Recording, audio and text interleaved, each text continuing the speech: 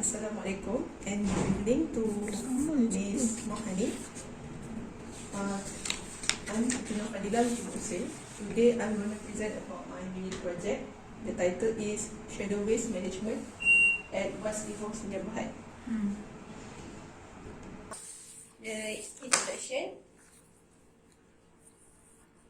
Okay. For shadow waste management, we have to know about the hazardous and shadow waste. What is hazardous and shadow waste? According to Department of Environment, it is waste that possess hazardous or toxic characteristic and might have a negative impact to public health and also the environment. For shadow waste management, what is shadow waste management? Shadow waste management is the activities and action that required to manage the scheduled waste from its generated until its final disposal. The management of shadow waste also from storing, treatment, delivering, and receiving at prescribed premise for treatment, recovery, or disposal of the material which required to comply with the regulation and guidance under Environmental Quality Act 1974 of Law of Nations. This is EQA 1974, which is West Ipoh must comply with this provision to make them qualify to manage the shadow waste. Up here is the orders, and down here is regulation and the guidance. Next is West Ipoh Sdn Bhd. West Ipoh Sdn Bhd located at Pasir Gudang Industrial Area and has been operated since 2014. This is the problem statement.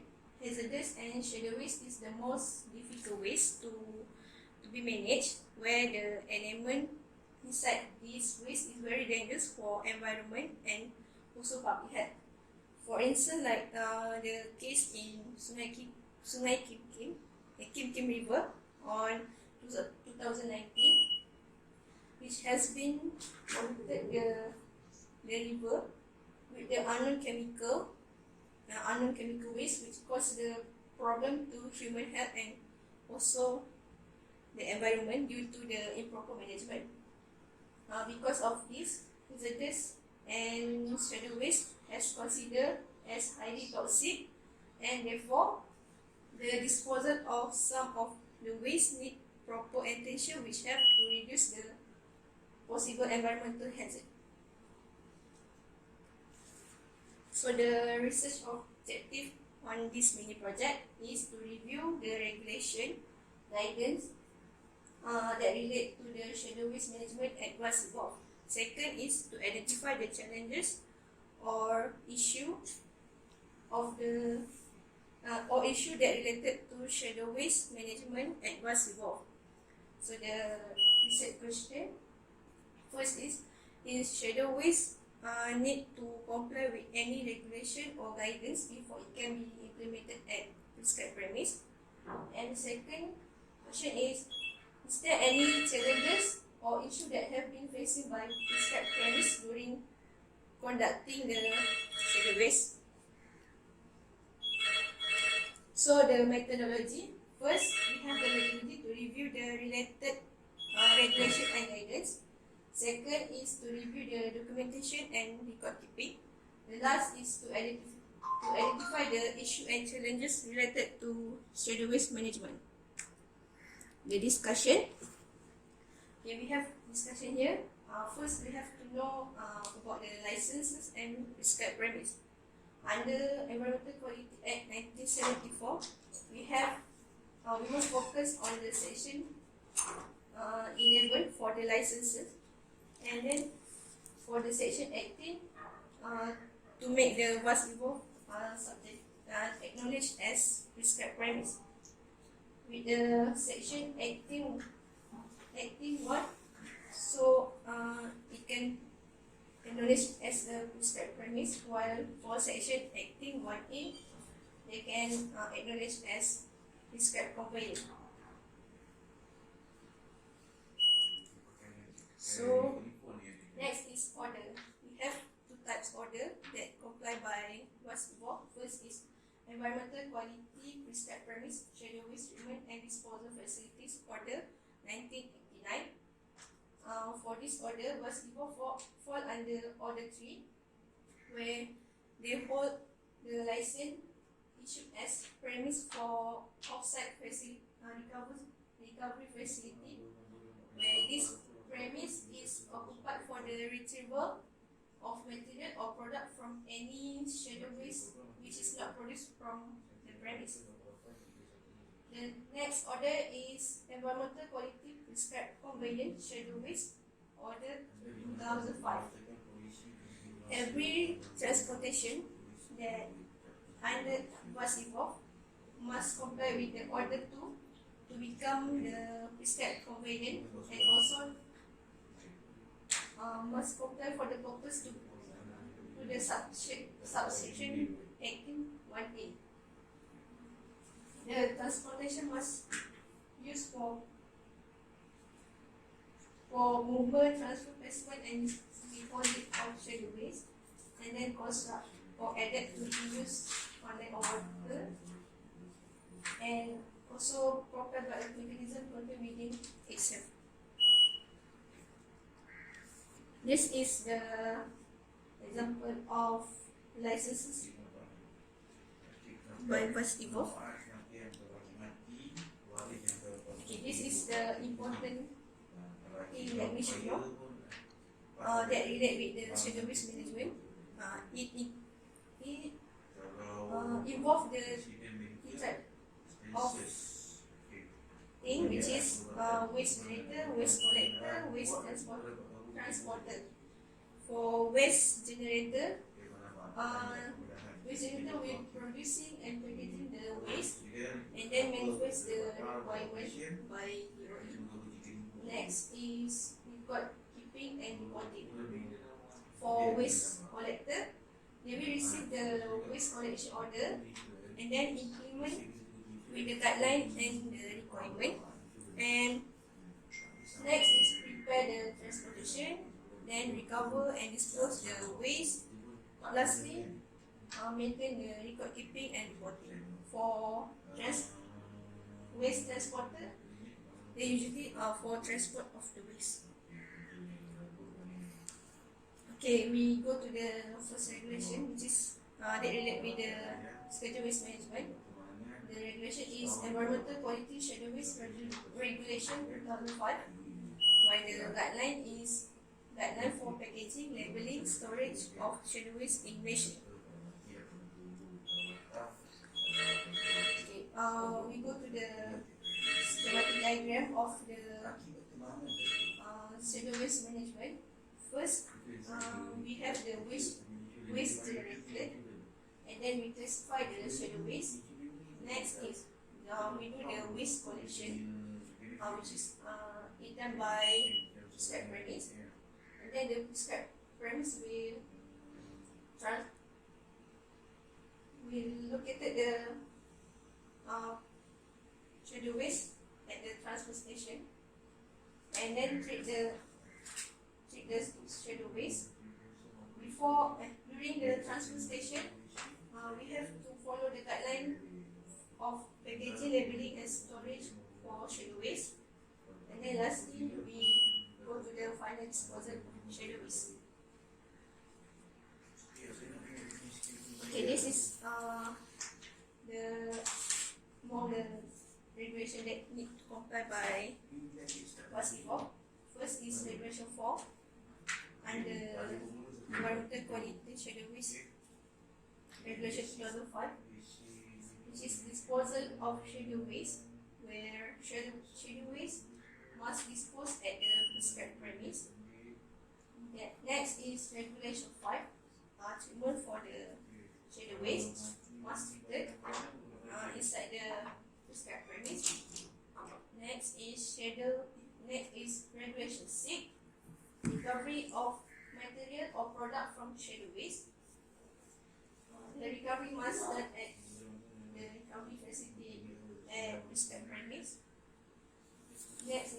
regulation 9, which is the important one, storage of shadow waste. The shadow waste must store in appropriate container. For the incompatible shadow waste, must store in separated containers. And then containers must always be closed. For the area of the storage, we can follow the guideline of the packaging, labeling, and storage. And for the storage, the shadow waste can be stored for not more than 180 days and accumulated quantity not more than 20 metric tons.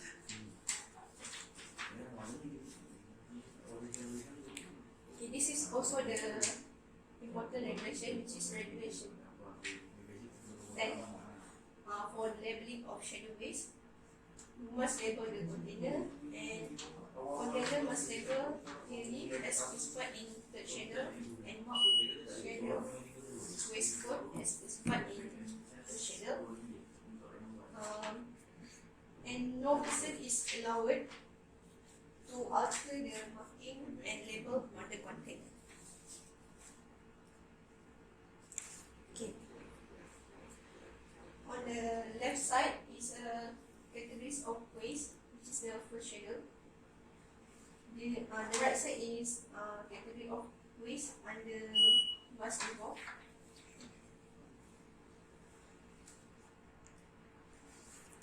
Next is regulation 12, the information to be provided by waste generator, operator, and occupier of prescribed premise. Okay, in this information of schedule waste to be completed in accordance with the 6th schedule, which is the process method by generator, waste transporter, and waste collector. Waste generator will complete for the part 1 on the 6th schedule, which is the consignment load, and hand over to the waste transporter. And then waste transporter will complete for the part 2 of the 6th schedule, and then the copy will give to the and then next is they will give to the waste collector to complete part 3 of the 6th schedule. And they also require to use the e-Swiss provided by DOE, and must keep the record of the 6th schedule, which is the consignment note, for at least 3 years. Next is regulation 13. This regulation is about the shadow waste transported outside waste generators premise to be accompanied by information, which is the information we call it waste card. Usually this waste card will be accompanied by the waste generator when they give the assignment note to the waste transporter. Next is regulation 14 for the spill and accidental discharge. For this, when some event of spillage or leakage happen, we must inform the authority immediately, and they will do the clean up and study about the impact. For the guidance, we follow the guideline for packaging, labeling, and storage of shadow waste in Malaysia. And this guideline required for Regulation 8, Regulation 9, and Regulation 10 of Environmental Quality Shadow Waste Regulation 2005. Okay, under this, we need to know type of waste characteristic there. We need to identify 11 types of waste characteristic. Then we do the selection of container. During selection of container, we must make sure that container is compatible and must consider of the quantity of the waste, and then the container must in a condition. And then specific container must for the specific waste. When in the container they have the residue, we rinse the container, then we treat the solution generated from the rinsing activity. this is the good container, this is not good container, and this is the type of containers. Okay, next, in label of container, we have to make sure the label must have the square set of angle 45 degree, and then the label should not be less than, the dimension of the label should not less than 10 cm by 10 cm, except where the size of the container or package label small size. Second is must print in black, and then the third can withstand open weather exposure. Last, if they causing 2 or more hazard, all the hazard must be clearly identified, and then the waste should be labeled accordingly.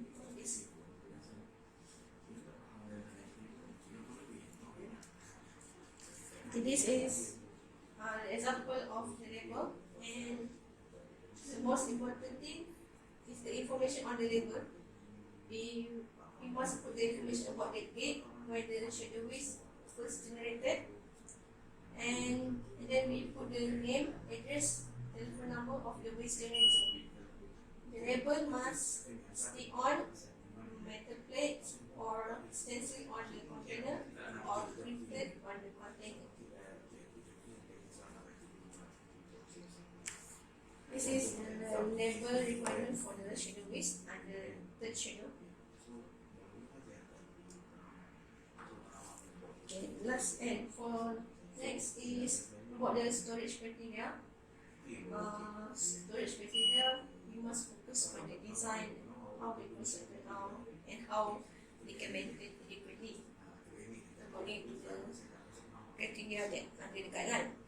So the storage duration not more than 180 days, and then the entire of the storage must fenced in like this, the sign danger and also shadow waste storage sign like this, and then the storage should roof and properly managed to prevent the rainwater. Last, the storage must provide the firefighting and other emergency response equipment. Last is storage container management. So the container must be managed maximum 4 drum per pallet. Stack the pallet not more than 2 tiers, and then container store vertically, not horizontally, and then must keep the container wrapped, and lastly, don't forget to put the label. So when we talk about the shadow waste management, so we need the computer person. Under for the section 49A under EPA 1974, specifically for computer person, where this person can conduct activity for management of shadow waste. CEPSWAM is stand for Certified Environmental Professional in Shadow Waste Management, which is to get this certification of competency, they must attend the training program that they will train them to involve in managing the shadow waste. And then when they have completed, so they can ensure that shadow waste on the premise is managed properly in accordance with the legal requirement. Usually the training program conducted by IMAS, and then the procedure or step to join the course is 1 week course, and then last day for written examination, 6 months industrial practice, submit the report, and then recognition by the DG, and to maintain the registration, they must complete the CPD hour for 50 hours per year. So the next is regulation for industrial effluent.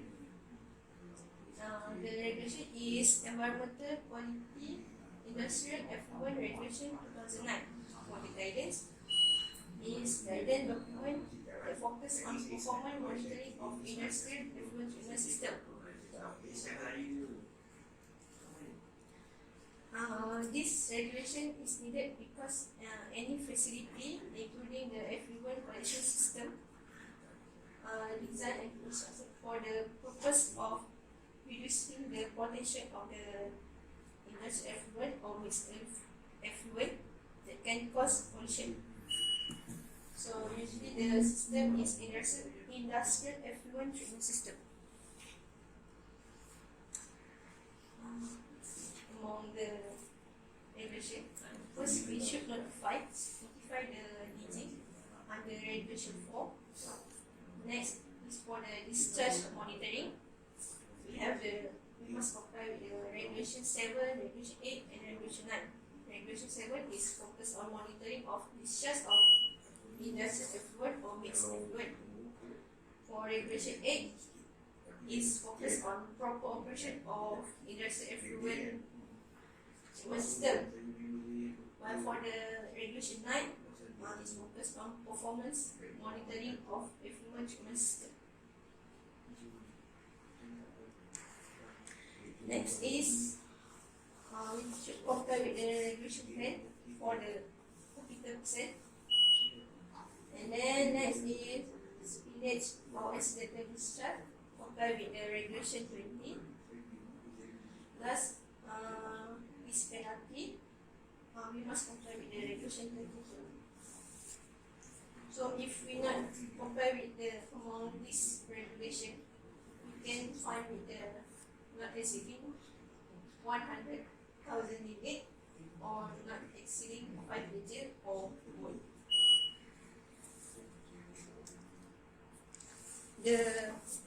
Under this regulation, we need the certification of competency, which is CPSO. We have talked about the competent person before this, which is under regulation 10. So the CPSO is certified environmental professional in the operation of industrial effluent treatment, which this person competent to supervise the IDPS. And for company was involved, they have specific for physical and chemical process.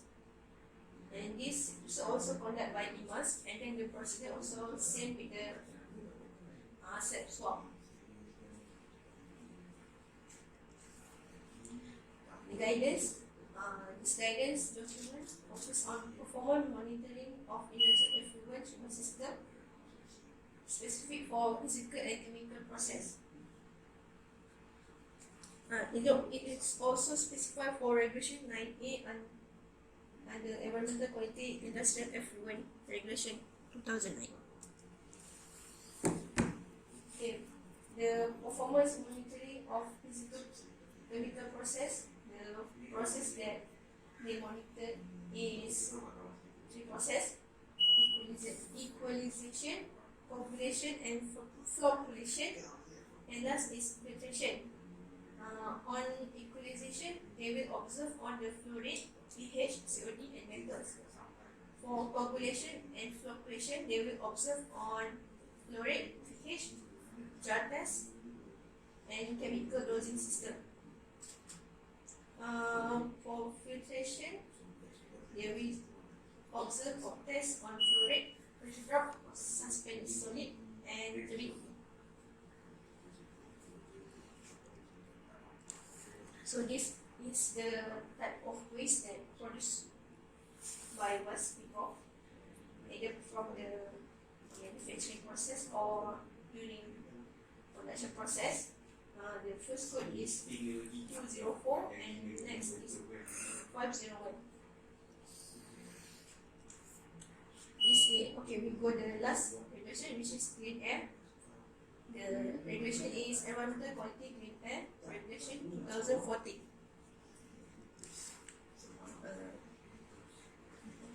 This regulation is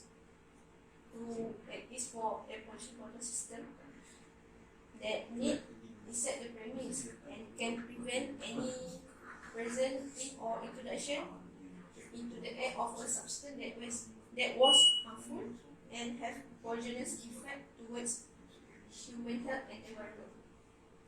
The system under was involved is wet scrubber. This is the regulation. They have 30 regulation under EQCAL 2014. So first,